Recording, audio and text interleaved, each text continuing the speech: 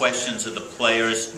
Once the questions are done, they'll be able to go shower and change, and then we'll open it questions for Coach Cronin. Coach? I thought, our special teams were a big factor in the game. We had a power play goal, a critical moment, and I thought our penalty kill was good in the first period. Offensively, I thought we were really sloppy. We had moments where we looked really, really good. But I thought defensively we were good. I mean, Harvard, looking at their record, they're a better team than their record reflects. They're in a lot of, 1-0, 2-1 games, and I thought it was a low-scoring game.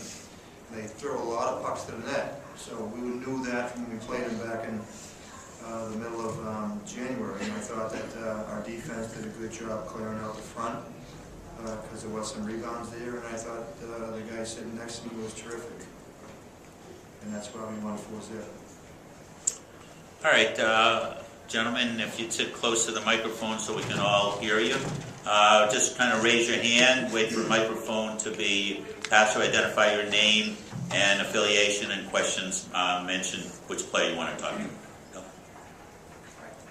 Rich Thompson, Boston Herald for you, Chris. Just comment on the goal support you got in the second period and what that did for your confidence going forward. First period we scored a goal. Second period we scored 3, which was nice. Makes it gives me a little more relief knowing that we got 4 goals instead of 1. Like I said, it makes my job a lot easier. So yeah, it was definitely a relief.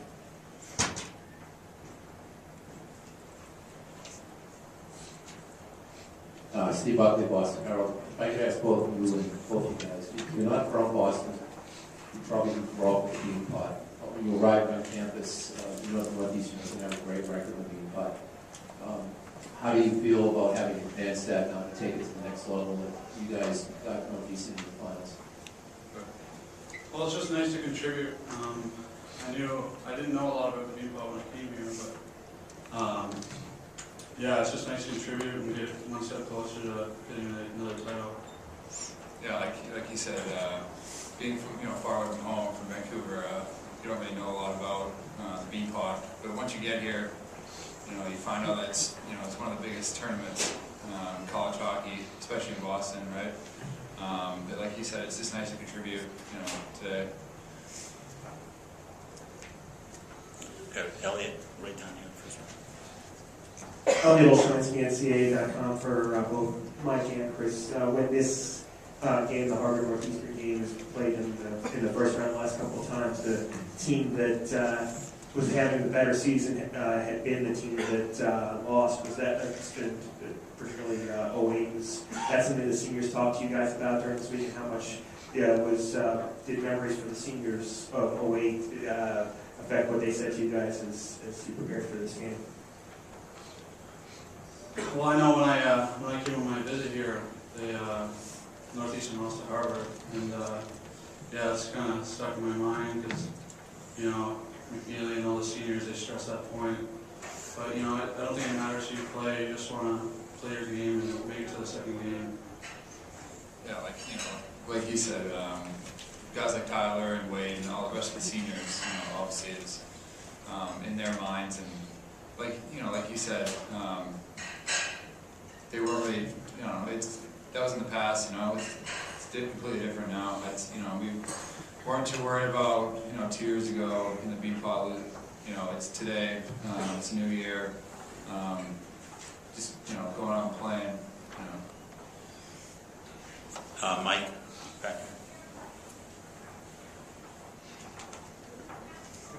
here. Trish, right over here. Mike. Can't miss him. Burnt orange. Mike, you talked about the contributions you made tonight. Can you specifically describe your goals, in particular the second one?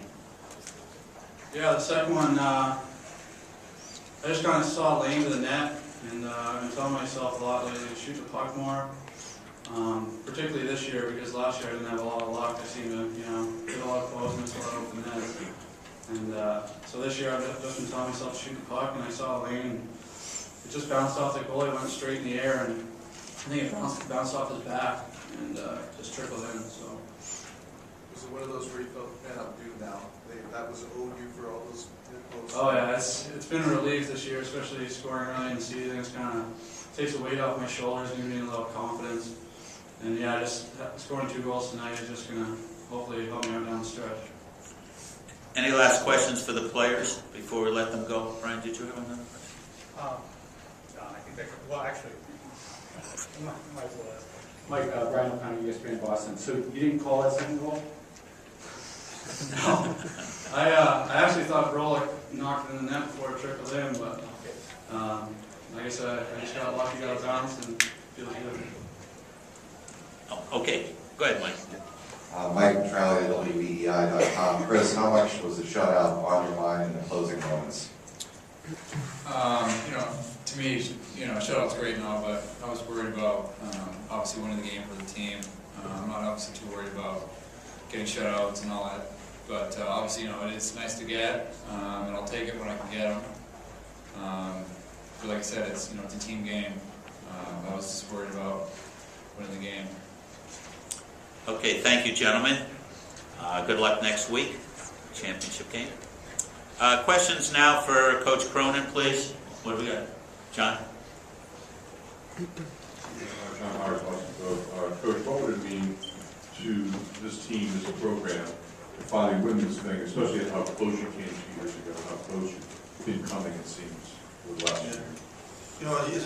It's funny you asked that question, because I was thinking about, 2 years ago in the final, talk about goofy plays and pucks bounced up in the air, but the BU Northeastern game was a great game, and BU scores 3 shorthanded goals in the power play goal.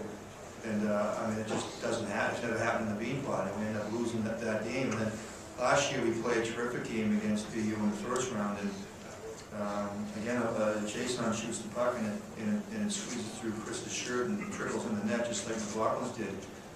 And unfortunately, those are the memories for a lot of the Northeastern people over the last 20 years, near misses. And I'll give an example, like, when I got here 6 years ago, the program was, it just needed a lot of work, from infrastructurally in addition to just me getting the fans back. And the fans come in when you win. So we started to win incrementally and started to fill the building.